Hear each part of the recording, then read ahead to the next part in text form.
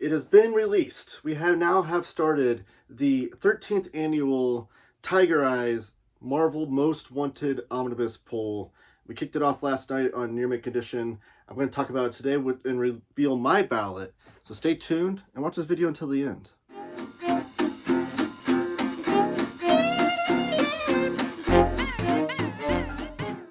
Alright, my name is Taylor. This is Taylor Talks Comics. Please give the video a thumbs up. Subscribe if you haven't already. Comment down below with your thoughts. But today I'm going to reveal my ballot, the 10 books I'm voting for my most wanted Marvel omnibuses that don't exist. So we do this poll every year. Now we do it over at Near Mint Condition. Real nice, easy way to vote. I'll have all the information down in the description below of this video on how you can vote and make your voices be heard. But Omar over at Near Mint Condition sends all the top 60 results from all the votes. I think last year we had like almost 1,500 votes total, or 1,500 people that voted. And he sends the top 60 results to Marvel. Now, last night on the show, you can go check it out on Near Mint Condition at the live tab. We had the results of last year showing off that Marvel did listen and printed the top 3 picks, as well as a bunch of picks down the line too. So even further down the line past 60, they printed some of those books. So they do listen.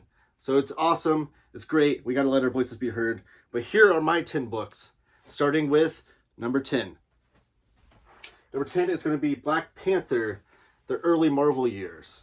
Now, Marvel did a weird thing with the Black Panther early Marvel years omnibus. They took off the volume 1 of it. It was originally listed as volume 1. You get that book, there's no volume 1 on it. Really a weird choice, because we thought, Black Panther fans, that they were going to just make a volume 2 that was going to collect Epic Collections volumes 2 and 3, and then maybe some other appearances by Black Panther to fatten it out. And then we'd have all the appearances of Black Panther leading up to the Christopher Priest run. The run in particular that I'm most excited about, that I want to be in oversized format, is the Jack Kirby run from the 70s. Huge Jack Kirby fan. Longtime viewers of the channel know that. And Jack Kirby it was a 15-issue run titled Black Panther in the 70s. Jack Kirby did the first 12 issues of that run, and I want it in oversized format. Now, it is a very big tonal shift. So the early years Omnibus Volume 1 has the Don McGregor run kicked off, which is really fantastic. And then Jack Kirby comes on, and it's just a bonkers, out of this world run with really fantastic 70s artwork, where he kind of discards anything that happened previously. So it is, like I said, a very big tonal shift from what you get from the Don McGregor run. But it's so much fun, and I love it, with the great 2-page spreads from Jack Kirby that he was famous for in the 70s. And then concluding what would be after this is the Don McGregor run, the finality of his run. So we'd finish off the Don McGregor run in the oversized format, get the Jack Kirby stuff, and that's it. But that's my number 10 pick. Up next, my number 9 pick is Spectacular Spider-Man Omnibus Volume 2. So in 2022, we got this awesome omnibus that came out, Spectacular Spider-Man Volume 1. I'm a huge fan of classic Spider-Man, classic Peter Parker Spider-Man. I love that we got the Web of Volume 1. Earlier this year, I did a video on my channel showing off that book. But it was 3 years ago that we got this, and we know we're not going to get it Volume 2 in 2025, so the earliest we'll get it is 2026, which is a 4-year gap. I think we need to get the second volume going and make sure that Marvel knows that we want a continuation of these spin-off series from Amazing Spider-Man, and we need more Spectacular Spider-Man. I love these books. They're cool spin-off titles. It's kind of like the tryout book, they called it, from Marvel, where someone that, an up-and-coming artist or writer, would get their hands on trying out writing the character of Spider-Man. So that's my number 9 pick. Number 8 is Marvel Comics Presents Volume 1. So Marvel Comics Presents was this great anthology series that lasted for 175 issues. So it's going to be a lot of volumes that they're going to have to pack in for the series, but we have 0. So we need to get them started on this, Marvel. One of the great series that came out of Marvel Comics Presents in issues, I think 72 through 84, was Weapon X. They have this really great gallery edition. I have a video on my channel showing off this incredible story. But Marvel Comics Presents was an anthologized story. So every issue would have 3 different stories in it, and have a lot of great fun cartoonists in there that you don't see with Marvel typically, like Sam Keith. Barry Windsor Smith did a lot of great work in there. And it was just them doing awesome stories with different characters. Like Wolverine was prominent in there. You got some Punisher stuff in there. And it just read as a really great magazine, getting 3 different 8-page stories from some of your favorite characters in Marvel. So Marvel Comics Presents is my next one. Number 7, Nick Fury, Agent of S.H.I.E.L.D. So a long time ago, we got this omnibus, the Nick Fury, or the Agents of S.H.I.E.L.D, the complete, sorry, it was just called S.H.I.E.L.D, the complete collection. And this collects all of the great Nick Fury comics from Jack Kirby and Jim Steranko from the Silver Age. Absolutely love this omnibus. It's so underrated. So much great work from, like I said, Kirby and Steranko. But I want a continuation of that. Nick Fury is one of my favorite Marvel characters. I loved him in Sergeant Fury in his Howling Commandos. I love him in when he's a spy with the S.H.I.E.L.D. comics. So now there was a series in the 80s that was called Nick Fury, Agents of S.H.I.E.L.D., and it lasted 47 issues. Never been collected in oversized format. I want that omnibus to come out. There's also the 6-issue run of Nick Fury versus S.H.I.E.L.D. that came out. Those are like square-bound books that came out back in the 80s as well. And then some OGNs like Scorpio Connection things. I want more Nick Fury stuff in omnibus format, so that is my next pick. All right, up next, number 6 is Beavis and Butthead.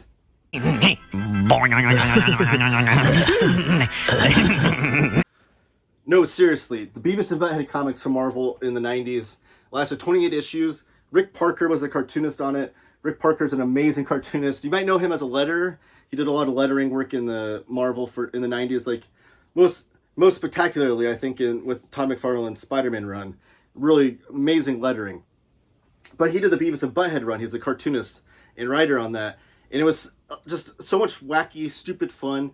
If you remember the Beavis and Butthead show from the 90s, where they were commenting on and making fun of the music industry and music videos, this was kind of the same thing, except Beavis and Butthead were making fun of comic books and the current comic books that Marvel is coming out with. Again, this is produced by Marvel. He had free reign to make fun of their own comics. There's a lot of stupid fun. The cartooning is great. There's all kinds of little Easter eggs and stuff in the background. Rick Parker just had so much fun putting in little anecdotes and stuff in there.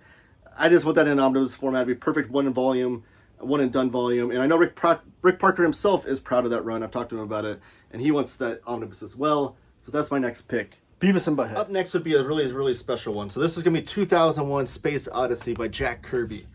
Now, this was a really interesting series. Jack Kirby did the movie adaptation into a Treasury edition, something that I desperately need in my collection. Always trying to hunt down a affordable, really good copy. Let me know if you have any tabs on that. But he also did a 10-issue follow-up series, which I do own in single-issue format, that have never been collected anywhere. So these were just his own stories following up the 2001 Space Odyssey movie by Stanley Kubrick. And this is also where we get the debut of Machine Man. So I think it'd be really, really great. You can do a thin omnibus too if you just want to do the Treasury edition plus these 10 issues. That's fine. I think it'd be really cool. But let's pack in the 19-issue follow-up run of Machine Man. We need that in oversized format too, right?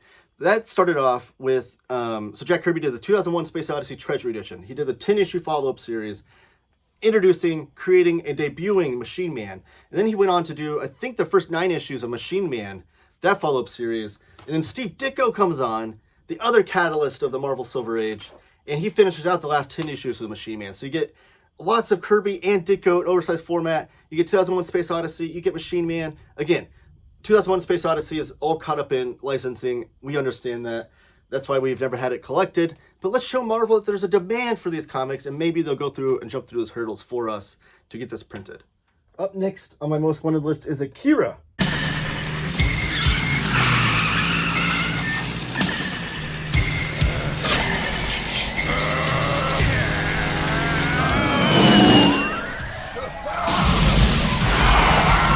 Yes, back in the 80s, Marvel Comics reprinted Akira in colored format and they flipped it left to right for American audience. They put it in 38 issues.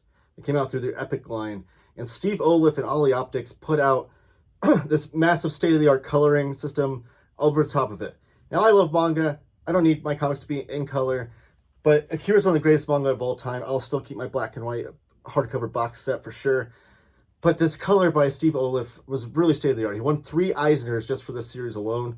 And I'd love to have Akira in another format and be able to read it in that context. I think it'd be really magnificent. Now, there's no sort of licensing issues will be a thing, obviously.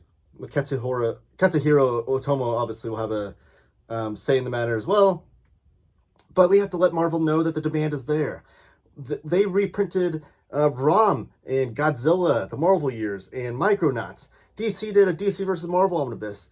There's nothing off limits here at this point. So if we let Marvel let our voices heard, maybe they'll see that there's a big demand, enough to go through those headaches of jumping through hurdles of licensing and things to show us and give us Akira by Katsuhiro Otomo in colored format, colored by Steve Oliffe. We need that in omnibus format. It would be so beautiful and wonderful. My number 3 pick is the Inhumans. Yes, shout out to Manga Geekdom and Geo. I've been touting this with him for a number of years. We have no Inhumans collections in omnibus format. Now I've often said on my channel that Fantastic Four Omnibus Volume 2 is the best omnibus Marvel's ever released. You get the Inhumans debut, the Galactus trilogy, Black Panther's debut, This Band, This Monster, all that in one book. But we needed an Inhumans book. We need it to collect the early appearances in this, but also like the Amazing Adventures run by Neil Adams that he did, the Inhumans crossover that they did with Thor back in the day, and there's some OGNs and stuff. Shout out Crushing Crisis. He was on the show last night with me at Near Make Edition, kicking off the poll. Does a lot of amazing mapping. Go to crushingcrisis.com. Amazing blogger as well as far as with reading orders go. But Crushing Crisis has mapped out the Inhumans omnibus and what it would include the early years is what I'm speaking about specifically. And it'd be a big fat collection of all the early appearances. And I want this omnibus so bad. Jack Kirby artwork, Neil Adams artwork, among a bunch of others. We need this in the omnibus format. All right, my number 2 most wanted omnibus from Marvel. This was my number 1 pick last year. I bumped it down to number 2 for a very specific reason, but I still want it. And that's the Rampaging Hulk omnibus. So Rampaging Hulk, which later became The Hulk, was a magazine that Marvel did back in the 70s, 80s. They've released it in essential collections, back like these black and white reprints that we all remember, these fat phone books like people call them. They released it in 2 volumes of this that included only the Hulk stories, because Hulk magazine was just like Deadly Hands of Kung Fu and Howard the Duck magazine, I think Creepy and Eerie magazine as well, was a whole magazine on the rack that would include other characters as well. So it had like Moon Knight had a lot of appearances throughout the magazine.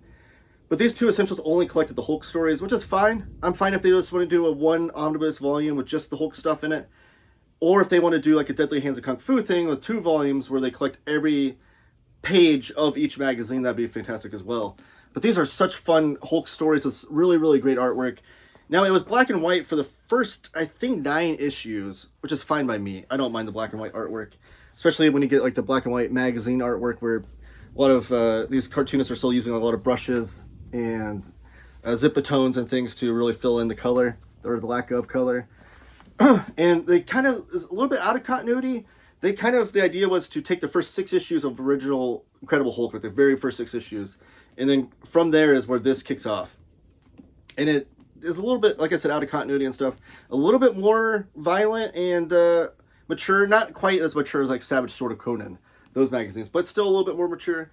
And just such fun stories. I want this in big oversized format. Right now, I'll live with these essential collections, but I want that Rampaging Hulk omnibus.